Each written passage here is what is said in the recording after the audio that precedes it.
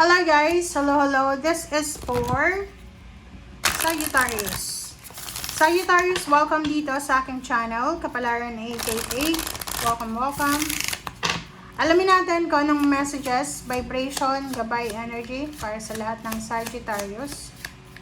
This is general reading, so I hope na makuha nyo yung message.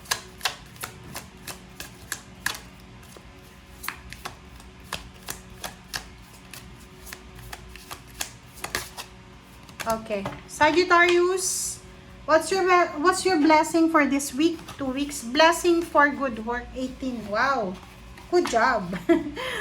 Okay, so nakikita ko sa iyo dito na you will receive an appreciation message from your boss, from your team leader, from your employer.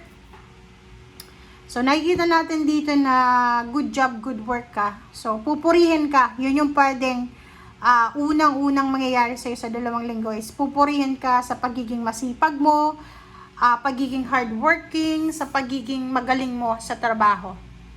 Okay? Or sa craft mo, or sa field mo.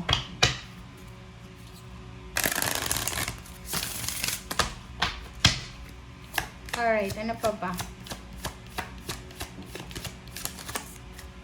Okay, next card is Stone. Wow, new beginnings.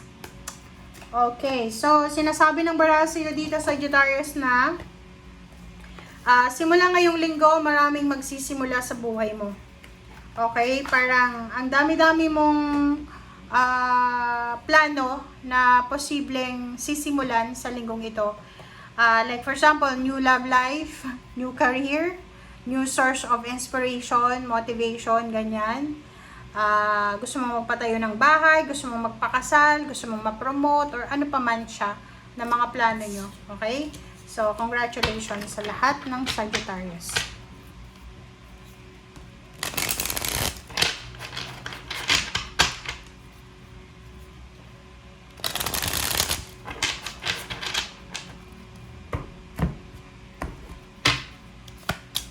Okay, first card natin dito guys ay 3 of Pentacles. Second is 6 of Cups, Page of Cups, 6 of Wands, wow, and Death card.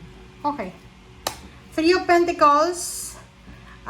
Sinasabi ng baraha sa'yo na you're waiting for, yun, parang dito, you're waiting for a financial success. Pwedeng sinasabi ng baraha sa'yo dito na meron kang hinihintay na pera, may hinihintay kang sweldo or promotion.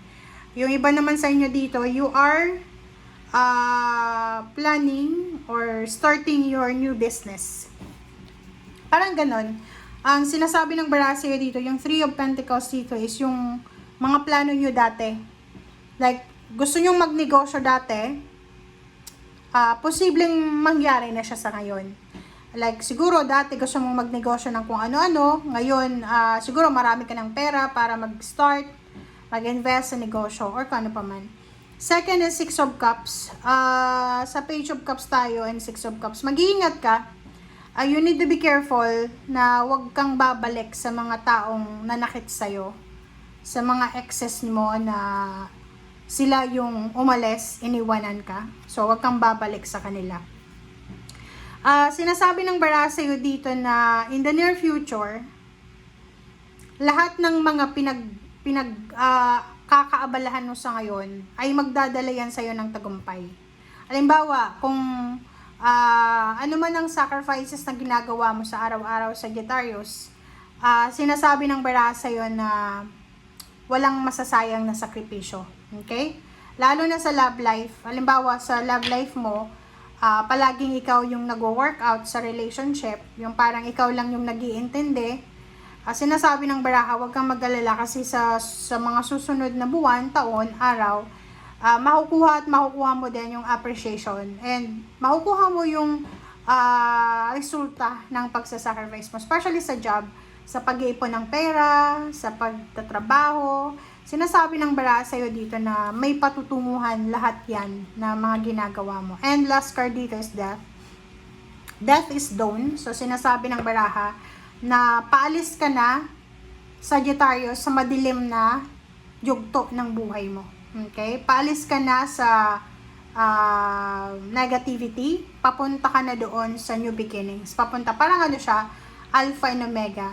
Kailangan matapos para makapagsimula. Parang ganun.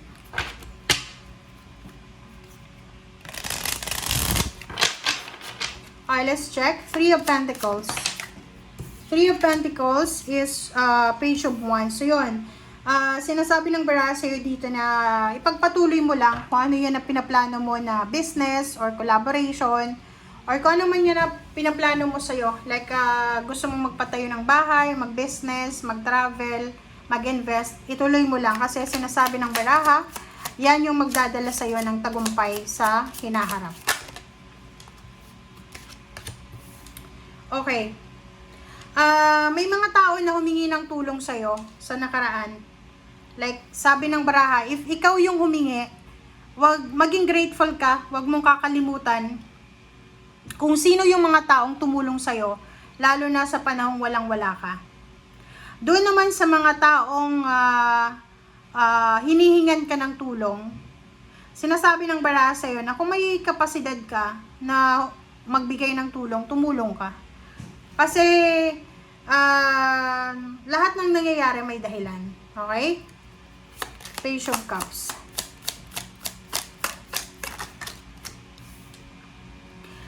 Three of Cups. So, nakikita natin dito na may incoming, may paparating Sagittarius na selebrasyon, may paparating na pagtitipon-tipon, may kainan, inuman, kantahan, sayawan.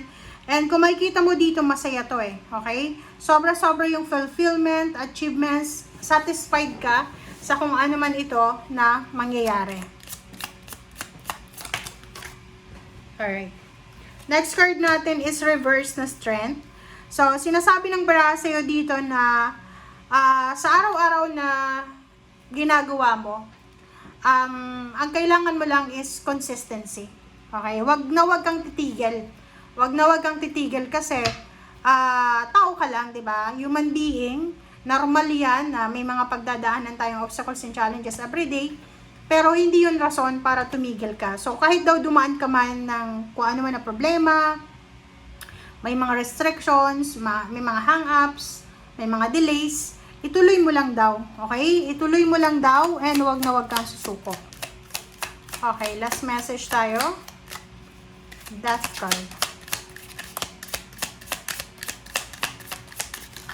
Alright, ang death card mo dito is the Tower. So, yun, sabi ng baraha sa'yo dito, ano man daw ang pinagdadaanan mo or pinagdaanan mo, there's a reason for that. And matatapos at matatapos na yan, na Tower moment na pinagdadaanan mo.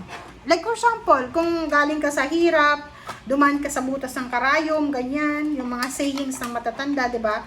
Sabi ng baraha sa'yo, huwag kang mag-alala kasi nasa nasa endings na. And may magsisimula after matapos ng mga sacrifices mo na to. Okay? Thank you guys. Bye!